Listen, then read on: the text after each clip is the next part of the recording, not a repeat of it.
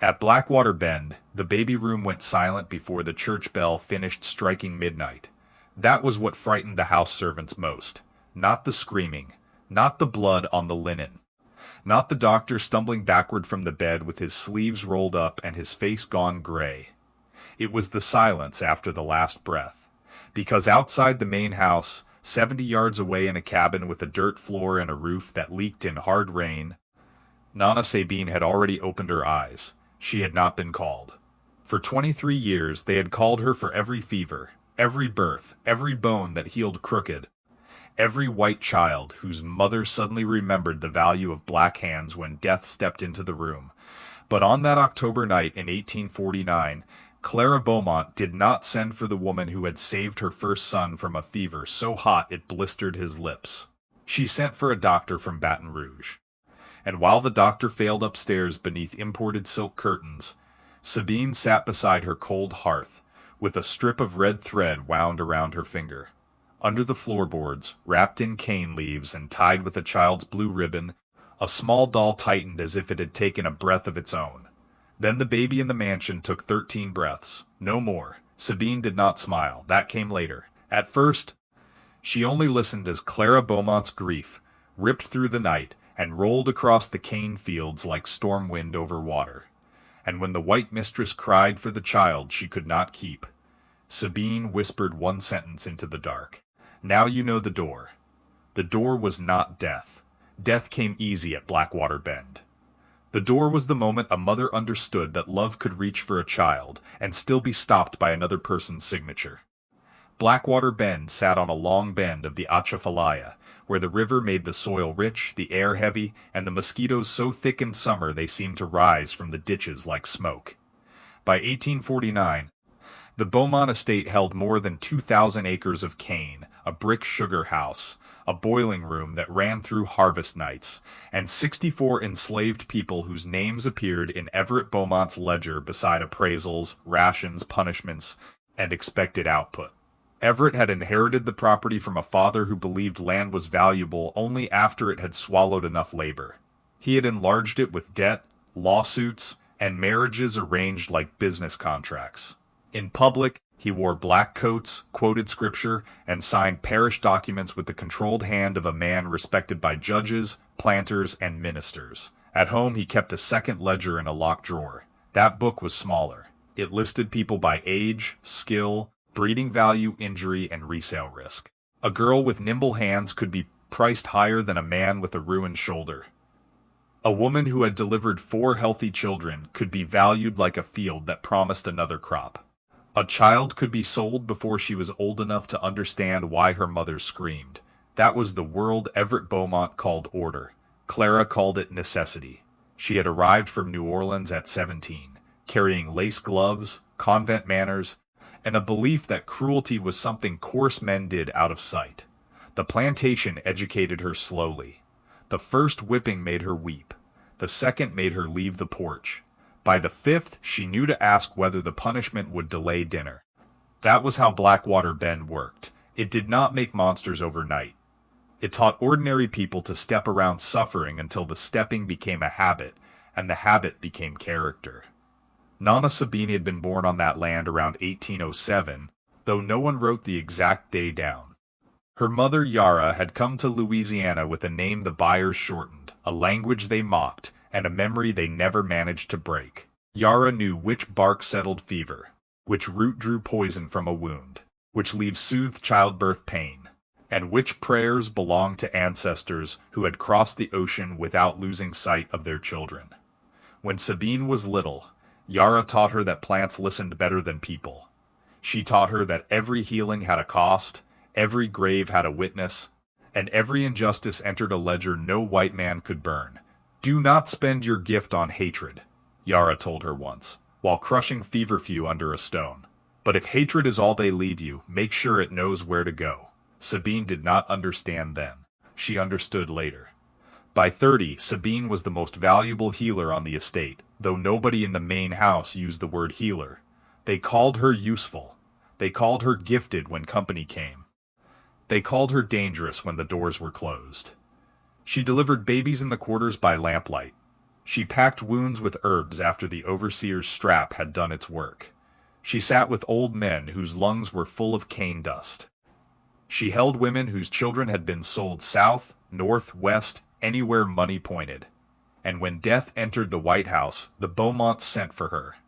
She saved Everett's younger brother after a hunting wound turned black around the edges. She lowered Clara's fever after the first childbirth. She drew Everett's oldest son, Julian, back from convulsions with bitter tea in hands so steady that the doctor later claimed the cure as his own. For those services, Everett gave her a cabin alone, permission to keep an herb plot, and exemption from the boiling room during grinding season. He considered that generosity. Sabine considered it proof. A cage can be larger than another cage and still be a cage. For years, she swallowed what she could not stop. She watched husbands chained away after speaking too loudly. She watched girls moved into the house because Everett liked how quiet they became when afraid. She watched mothers count their children every night the way sailors count stars before a storm. But there was one child she counted with both fear and wonder, her daughter, Lovie. Lovie was 6 years old in the summer of 1848, with deep brown skin, quick hands, and a habit of humming while she gathered kindling near Sabine's cabin. She had Sabine's eyes and her father's wide smile. Her father, Tomas, worked the blacksmith shed, shoeing horses, fixing kettles, patching iron straps on wagons that carried sugar barrels to the river landing. Sabine and Tomas had stood before no courthouse, no priest, no paper. But the elders in the quarters had blessed their union with water, bread, and whispered names from across the sea. That was enough for them. It was not enough for Everett Beaumont. By August, his debts were pressing hard. A riverboat investment had gone bad. A lawsuit over boundary land had cost more than he expected. And the sugar crop, though large, would not be paid out until the grinding season ended. So Everett opened the small ledger. He did not see Lovie. He saw a line that could be converted into cash before noon. The trader came on a Thursday morning. The air was already hot enough to bend the distance over the fields. Sabine was cutting mint near her cabin when she heard Lovie call, not in fear at first, but in confusion. "Mama?" That one word crossed the yard and struck her before she saw the wagon. Lovie stood near the steps of the main house in her blue ribbon and plain cotton dress, holding a little cloth bundle Clara had told her to carry. The lie had been kind enough to be cruel. They told her she was going to help another household. They told her Sabine would come later. They told her good girls did not cry when plans changed. But Lovie knew something was wrong. Children always know when adults are hiding the shape of a wound. Sabine ran. The trader had a narrow face and a mouth that barely moved when he spoke. Everett stood beside him with a pen in his hand. The paper was already signed. That was the whole power of the world. A pen, a price, a wagon, and a mother arriving too late. Sabine fell to her knees in the drive and reached for her daughter. "Take me." Her voice came out raw. "Take me and leave the child." Everett would not look at her. He told the trader to move on. Sabine grabbed the wagon rail, and the overseer struck her across the shoulder with the butt of his crop. For 1 second, Lovie's small fingers touched hers. Then the wagon lurched. The blue ribbon slipped from the child's hair and fell into the dust.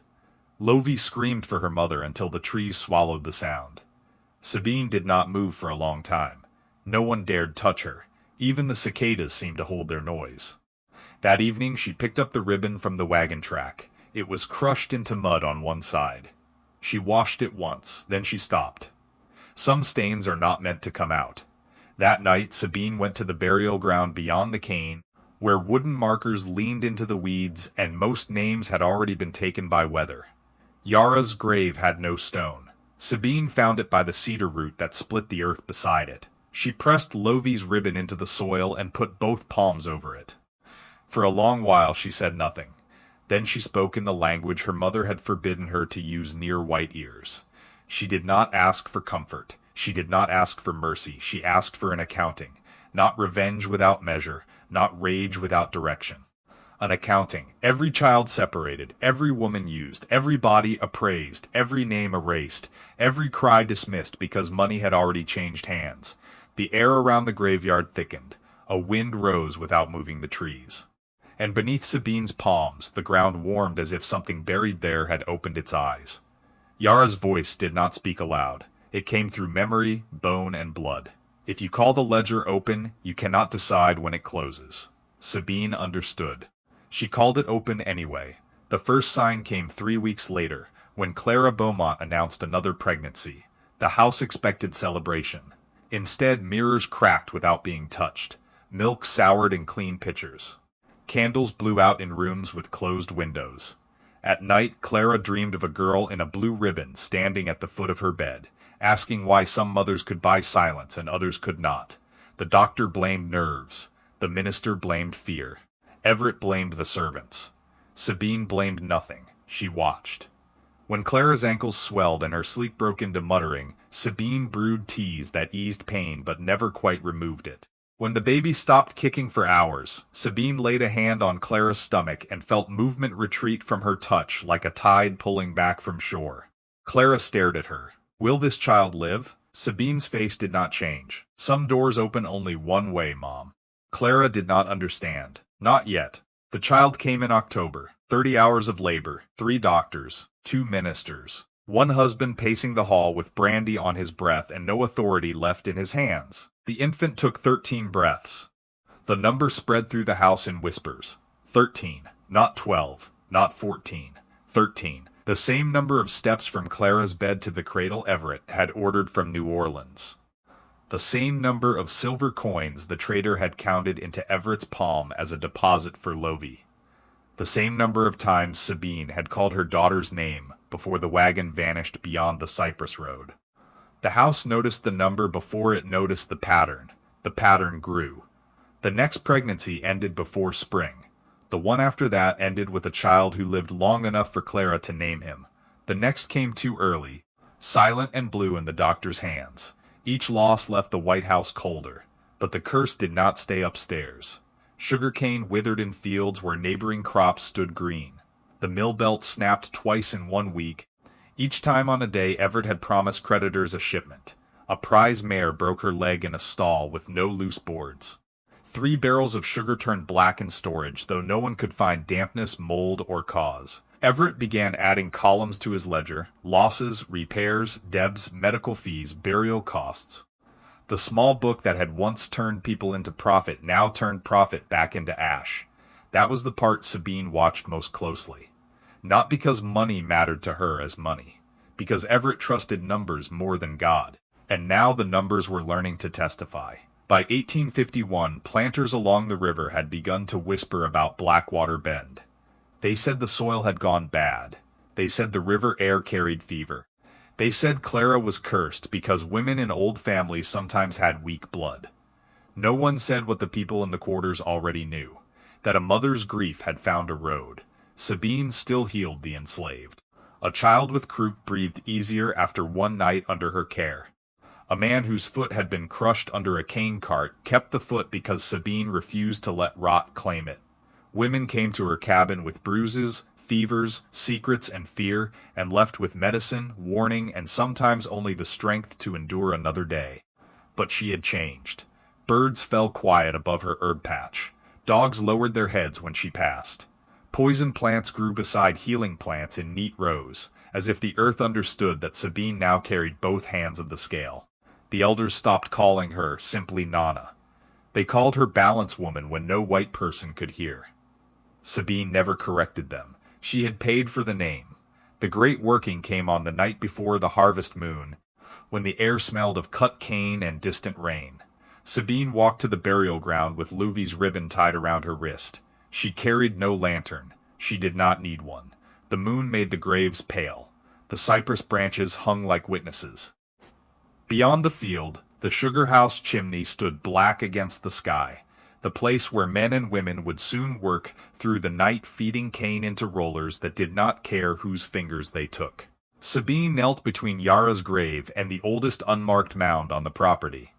Around her she placed what Blackwater Bend had tried to hide: a splinter from the auction wagon, a rust flake from the sugar mill, a page torn from Everett's discarded account book, a pinch of soil from the nursery garden where Clara had buried the first child, a twist of blue ribbon, darkened forever by the road.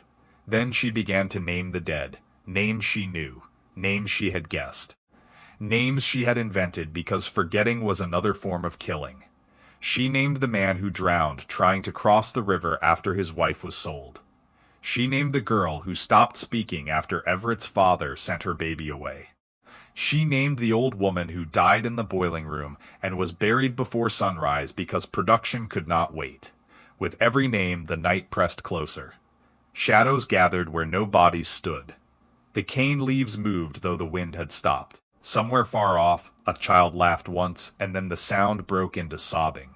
Sabine's voice grew stronger. She did not curse Clara alone. She did not curse Everett alone. She bound the reckoning to blood, land, ledger, and profit. If their house grows, let it grow hollow. If their fields ripen, let sweetness rot inside the stalk. If they count children as property, let their own line become a counting of graves. If they write people into books, let the book remember them. The ground answered, not with thunder, with stillness. A stillness so complete the world seemed to hold its breath around her. Then every candle in the Beaumont house went out at once. Clara woke screaming. Everett, downstairs in his office, found the ink in his small ledger had spread across the pages by itself, blurring names, prices, and numbers into one dark stain. He threw the book into the fire. By morning, the ashes had arranged themselves on the hearth in 13 small piles. After that night, Blackwater Bend no longer declined. It unraveled. Clara's body survived, but hope did not. She spent whole afternoons in the nursery, rocking an empty cradle while singing lullabies to children who existed only in the rooms grief had built inside her mind. Sometimes she would stop and ask the servants whether they heard wagon wheels. No one answered. Everett grew harder at first. He punished more, he inspected more, he bought locks, hired doctors, paid ministers, changed overseers, and ordered the burial ground cleared because he claimed the weeds looked unsightly from the east gallery. The men sent to cut the graveyard grass returned pale and shaking. One had seen a woman with no face standing beneath the cedar tree. One had heard a little girl humming from inside the earth. One refused to speak at all. The graveyard was left alone. The ledger, however, continued its work. In 1853, a cane blight ruined nearly half the crop. In 1854, the river rose and took 3 acres of the best field. In 1855, a shipment sank in calm water less than 5 miles from the landing. In 1856, Everett's credit tightened so badly he mortgaged land his father had sworn would never leave the family. By then, the estate still looked grand from a distance. White columns, wide galleries, neat road, big house above the fields. But up close, the paint peeled. The shutters warped. The brick sugar house smelled faintly of rot no cleaning could remove. That is how cursed places survive for a while. They keep their silhouette after the structure has begun to fail. The remaining Beaumont children, born before Lovey was sold, carried the house's sickness in different ways. Julian, the oldest, heard whispers under running water. Emmeline refused to sleep unless every mirror was covered. The youngest boy, Peter, began writing names in his copybook that no one had taught him. Names from the quarters, names from the graveyard, names from the small ledger Everett had burned. Everett beat him for it. The next morning the names appeared again, this time carved into the nursery door from the inside. No tool was found. Sabine kept healing. That was what frightened Everett most. He wanted her to look like a villain his world could understand. A poisoner, a witch, a criminal. Something that could be chained, sold, hanged, or prayed against. But Sabine still sat beside sick children, still cooled fevers, still pressed herbs into wounds, still spoke gently to the dying. She did not become cruelty. She became consequence. There is a difference. By the time war came in 1861, Blackwater Bend was already a house waiting for history to finish what grief had started. Men in parlors spoke of states' rights and honor. Everett spoke of property. The people in the quarters listened and understood the truth beneath all the speeches. A nation that had turned children into assets was now afraid its own books were coming due. Everett tried to protect his estate by sending sugar, money, and horses to the Confederate cause. The more he gave, the less he had. A fever took Julian before he could join a regiment. Emmeline married away and died within a year after childbirth. Peter vanished one wet morning, leaving behind a page covered with the same sentence written 13 times. The ledger is open. Everett never recovered from that line. He was found in his office in February of 1863, seated at the desk with a pen in his hand and no mark on the paper before him. The doctor called it heart failure. The house servant said the room had smelled like river mud. Clara lived 6 weeks longer. On her last night she asked for Sabine. No one expected Sabine to go, but she did. Clara lay thin as muslin beneath blankets she no longer had strength to pull to her chin. Her eyes searched the room, not for a doctor, not for a minister, but for the woman she had spent years misunderstanding. "I hear her," Clara whispered. Sabine stood at the foot of the bed. "Who?" "The little girl." Sabine did not answer. Clara's mouth trembled. "She keeps asking why I let them take her." For the first time in many years, Sabine felt something inside her move that was not rage, not power, not the cold precision of the scale. It was pain, old, living pain. She stepped closer. "Because you could," Sabine said softly, "and because no one made you stop." Clara's eyes filled. "Can it be forgiven?" Sabine looked toward the window, where rain slid down the glass and blurred the cane fields into darkness. Somewhere beyond them, the burial ground waited. Somewhere beyond that, the road still held the memory of a wagon wheel. And somewhere beyond all roads, Lovey was either dust, spirit, woman, or name. Sabine did not know. That was the wound no curse could close. "Forgiveness is not mine alone," she said. Clara died before dawn. When Union troops came through the parish that spring, Blackwater Bend did not fall in a blaze. It emptied. The Beaumont relatives who inherited it lasted less than a season. The cane failed. The labor system they believed eternal had broken. The people they expected to command were no longer property, no matter how badly the old world wished to keep pretending. Some freed families left at once. Some stayed near the bend because the dead were there, and leaving the dead behind felt like giving the Beaumonts one final theft. Sabine remained in her cabin, older than she should have been and harder to look at directly in certain light. Children of the freed settlement brought her water. Women came to her for births. Men came before signing labor contracts because Sabine could read not only words but traps. She never found Lovey. That must be said. Not every story of justice returns what was stolen. Sometimes justice only proves that theft was never invisible. Years passed. The mansion sagged. The sugar house roof collapsed. Vines climbed the columns that enslaved hands had once whitewashed every spring. Travelers said the old plantation was haunted. They were right, but not by ghosts alone. It was haunted by accounts, by names, by prices, by mothers' hands reaching for children, by the sound a wagon makes when it carries away more than a body, by the silence of people who watched cruelty happen and called it business. Near the end of her life, Sabine walked one evening to the burial ground, with a young girl from the settlement holding her arm. The girl asked why the big house had died when so many others still stood. Sabine looked across the fields. The cane had grown wild there, thin and sharp, whispering against itself in the dusk. For a long time she said nothing. Then she placed her hand on the girl's shoulder.